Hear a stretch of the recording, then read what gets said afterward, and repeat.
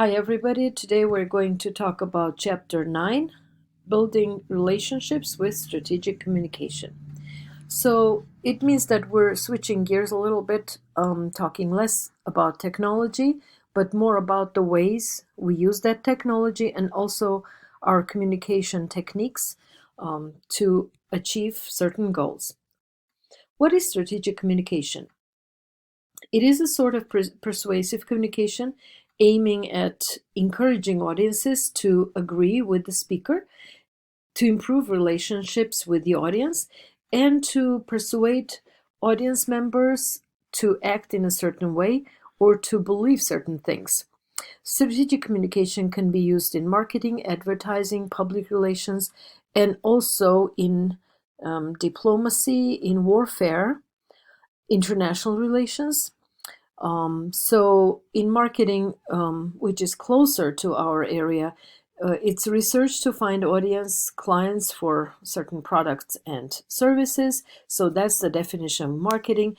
Advertising is defined as purchasing media presence, and public relations is defined as creating a relationship, a dialogue with actual audiences and clients. These terms are completely different from one another and not interchangeable. So, what is the difference between advertising and public relations?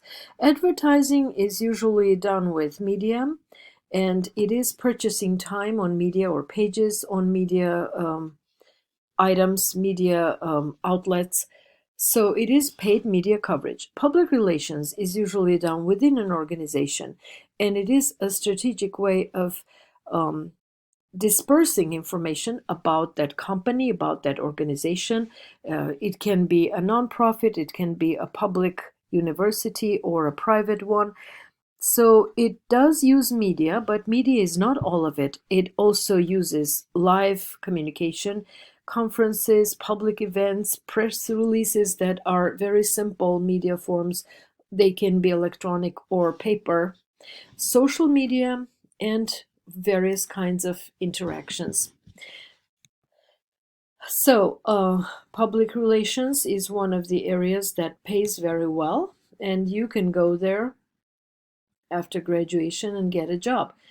Public relations or relations with the public, relations with the community are important jobs in police work, in the medical field, in many other specific and scientific areas where there's a little bit of a need for translation, but there's also a little bit of a need for persuasion. For example, did you know that NASA spends a lot of public money, but NASA yet has to show something tangible that the public would feel like funding. And therefore, since the popularity of NASA is fading with the decline of competition between the United States, and the Russia and the United States, now NASA is trying to present itself as something other than just a semi-military, effort to outdo Russia. So in terms of their outreach, they can be investing in programs that deal with art, that deal with science, that deal with education, children, etc. So how do PR people communicate with their audiences? They send out press releases, and if you work in media, you'll see the press release is the simplest form of communication. It's done usually in paper, nowadays electronic. And here's a picture of a press release with its elements. There is a company logo, the release date, the headline, the dateline, the body. And if you work in journalism, you will know how different this is from any kind of news report. A press release is coming from an organization, so its goal is to promote the organization, to present it to the public. Whereas journalism is speaking on behalf of public, taking that information and translating it into something that the public can use. So, rhetoric is a big part of persuasive communication, of strategic communication. Rhetoric is one of the foundations of persuasive speaking. It is thousands of years old. It started in ancient Greece, and it has given birth to lots of useful practices like rhetorical situation, um, rhetorical speaking, rhetorical analysis, all these um, outgrowths from the principles of rhetoric, which, as you know, are either um, the ability to speak beautifully and persuasively, or it is the use of techniques to build your argument. So the triangle on the picture places audience, speaker, and text in a relationship where they interact through the act of speech. And Aristotle has come up with three modes of persuasion: ethos, pathos, and logos, as you know. And we have an honor society, Lambda Pi Eta, um, in communication, which took this formula as its logo. So the logos is logical appeal, the facts of the argument. Ethos is the ethical foundations, the credibility, and so a parallel to our public speaking principles, our public speaking theory is: where is your credibility? How do you substantiate your argument? Pathos is the emotions, feeling, stories, and vivid imagery, including perhaps historical memory. So there are modes of persuasion, of course, in everything we do, in every persuasive message we create. So there is a tutorial about makeup. Let's see. In the opening, the artist, the makeup seller, shows her face without makeup. She addresses the negative feelings that people may have um, about wearing makeup, and she calls it makeup shamming. But if you're interested, you can follow this person. Um, so her name is Nikki, and she comes up with tutorials. Then the logos explains the functions of each makeup step, the product and its applications, and shows the audience a transformation that you can see with your own eyes. I did this with the when the Bare Minerals first came up. I was watching a tutorial on how to put on makeup, but it wasn't really persuading me. It was only showing me how to do it.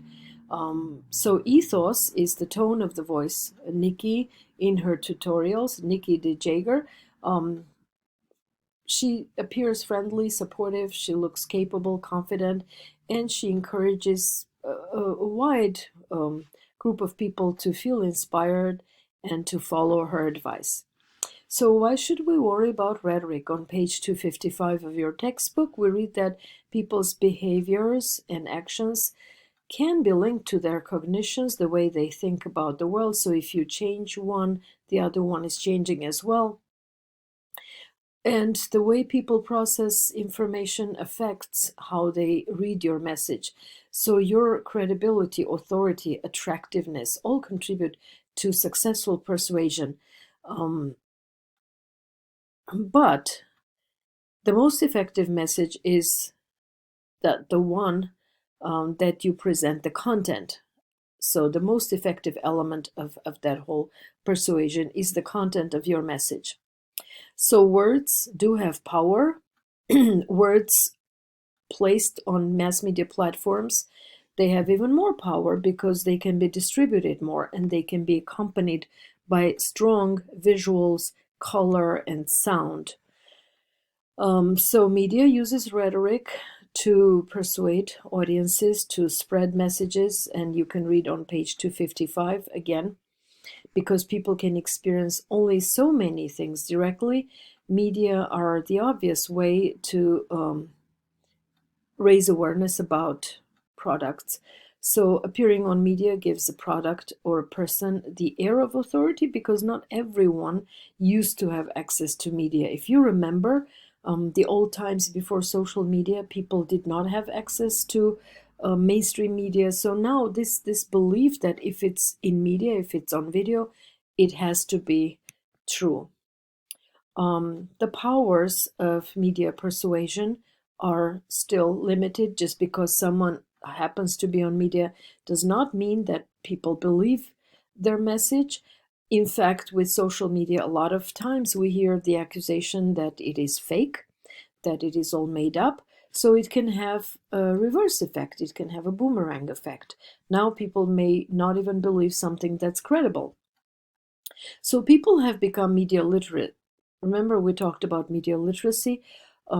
Before you start buying products featured in ads or agreeing with the company, which it essentially means, you will question that, you will think critically, you will ask yourself, do I have to believe this? So, the direct effect model of media influence has been disproved with the emergence of new forms of media that made access to media distribution, that made access to media easier, not as a select number of people, but anyone in the audience can create media content. So, the direct effect model, as a reminder, is the model of mass communication that claimed media have direct and measurable effects on audience, such as encouraging them to buy things, products, or become violent. And that model has been disproven with experiments. Um, and nowadays, again, we say that the fact that everyone can be on media platforms, that's one way of disapproving. You also may know cultivation theory. If you haven't, you will learn about that theory. Cultivation theory claims that when people think about a situation as dangerous or advantageous, if we keep thinking about something being bad, some neighborhoods being dangerous, and keep avoiding them, those neighborhoods can actually turn dangerous because people will avoid them. Or if you keep praising something as successful, the praise will act as a commercial, as an ad, and that entity will indeed become successful because of all the attention. So, cultivation theory is one of the foundations of persuasion with media. So, PR works within its own limitations as well. There is the two-way symmetric model on page 260 that sees PR as a system of managing relationships among organizations and people, in which mass communication and social media are key actors. And on page 264, you'll read about integrated communication, which means managing an organization's image across media channels while learning what the public says about that organization through blogs, websites, comments, and other social media. And that is called appropriately social media listening. So, working in public relations today means persuading media gatekeepers such as journalists, bloggers that information about your client is newsworthy. There is a branch of PR called reputation management, and it works with old and new media alike.